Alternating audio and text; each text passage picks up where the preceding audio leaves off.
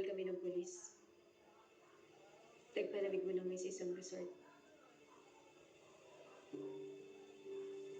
Nagbabalik naman kami dito. Paalam si Tanggol kung pwede kami pumunta sa kanila. Sa Quiapo. Pagkatapos nun, sa isa namin pinagtan yung mga pamilya ng tropa niya. Pinagyan niya ng mga pera. Ang sweet naman ni Pogi. Biro mo yun, naisip pa niya yung pamilya ng mga kaibigan niya. Ako nga din eh. Mga din ako sa kanya dahil doon. Pwede naman niya kung sarilihin nila yung perang kinita niya kay Chip Espinas. Pero mas pinili niya ipamigay ito sa mga kaibigan niya. O, pagkatapos siya iabot yung pera, saan na kayo nagpunta?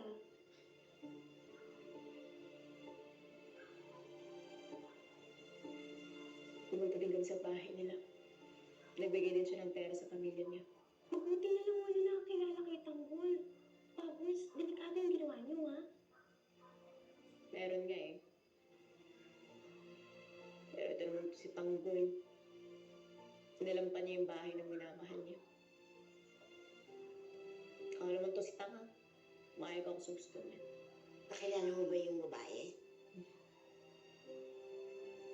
Eh, Biang. Hindi ko lang nakilala.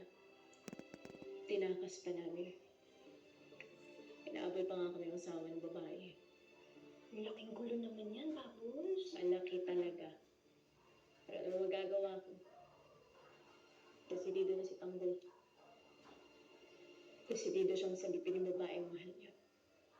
Grabe naman magmahal yan si Pogi, ano? Gagawin niya lahat para dun sa taong mahal niya. Kaya nga ako naawa sa kanya. Napatay yung babae habang tumatakas kami.